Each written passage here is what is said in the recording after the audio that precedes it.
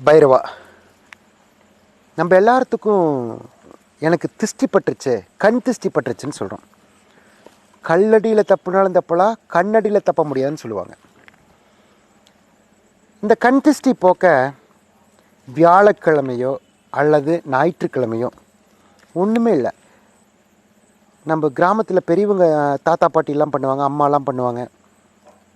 எல்லாத்து வீட்டில் உலக்கு படி இருக்கும். அந்த படியில் வந்து 4 உப்பு 2 மிளகாய் போட்டு சுற்றுவாங்க.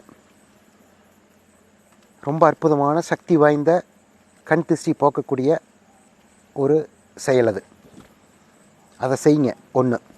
அடுத்தது தேங்காய் எலுமிச்சம்பழம். இந்த தேங்காயை சூடத்தை வச்சு இப்படி ஒரு 3 சுற்று, இப்படி ஒரு 3 சுற்று சுற்றி வெளியில் உடச்சிருங்க. அதே போல் லெமன் எலுமிச்சம்பழத்தை 4 கீரில் போட்டு உள்ளே சிகப்பு வச்சு சுற்றி வெளியில் பிச்சு போட்டுருங்க. நம்ம குழந்தை அழுதுகிட்டே இருக்குது, தூங்காமல் இருந்துச்சுன்னா பெரியவங்க இந்த இதை செய்வாங்க. குழந்தை அழுதுகிட்டே இருக்குது, நைட்டு ஃபுல்லாக தூங்கலை, தூக்கம் இல்லை, அதனால சுற்றி போடுதல்னு சொல்லுவாங்க. அதே போல் வீட்டுக்கு முன்னாடி நிலவுக்கு முன்னாடி ஒரு லெமனை 2ஆக கட் பண்ணி சிகப்பு தொடவி முன்னாடி வைப்பாங்க. கண் திஷ்டி போக்குறதுக்கு இதெல்லாம் ஒரு சின்ன வழி. இந்த வழியை செயல்படுத்துங்க, கடைபிடிங்க. வீட்டுக்கு லக்ஷ்மி உள்ளே கொண்டுட்டு வரணும்னா அதே எலுமிச்சம்பழத்தில் எலுமிச்சங்கனியில் 2ஆக வெட்டி மஞ்சளை தடவுங்க. மஞ்சளை தடவி லக்ஷ்மி ஒரு வீட்டுக்கு ஒரு வெளிச்சம், வீட்டில் ஒரு டல்லு, ஒரு ஹாப்பி இல்லை அப்படின்னா 2 நிலவுக்கு பக்கத்தில் மஞ்சளை தடவி வீட்டுக்கு வெளியில் வைங்க. டெய்லி காலையில் மாற்றுங்க. ஒரு ஆண் செய்யலாம், பெண் செய்யலாம். நம்ம மனைவி தான் அதை செய்யணுங்கிறது கிடையாது.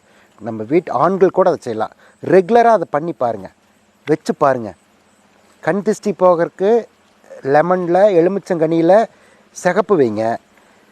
லக்ஷ்மி உள்ளே கொண்டுட்டு வரக்கு வீட்டில் ஒரு இருள் என்ன மாதிரி இருக்குது, ஒரு பிரைட் இல்லை அப்படின்னு நினச்சிங்கன்னா மஞ்சளை தடவுங்க. தடவி வச்சு பாருங்கள். கண்டிப்பாக இந்த கண் திஷ்டிக்கு கல்லடியில் தப்பினாலும் தப்பலாம், கண்ணடியில் தப்பவே முடியாதுன்னு சொல்லுவாங்க. அதுதான் பார்வை. கண்ணுங்கிறது ஒரு ஒளி, ஒரு பவர். எப்படி ஒரு கேமராவுக்கு ஒரு லென்ஸு பவரோ அது மாதிரி கண்ணுக்கு லென்ஸு அவ்வளோ சக்தி இருக்குது.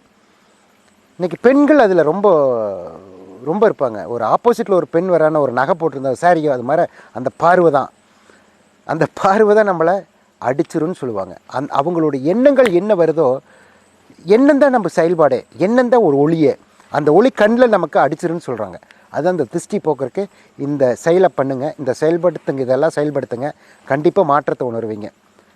கண் திஷ்டிக்கு பெரிய சக்தி உண்டு. அந்த கண் திஷ்டி பாசிட்டிவாக அவங்க நம்மளை பார்த்தாங்கன்னா நல்லது நடக்கும். கெட்ட எண்ணத்தில் கண் பார்வையை விட்டு விழுந்துட்டோம் அப்படின்னா கெட்டது நடக்கும். இதை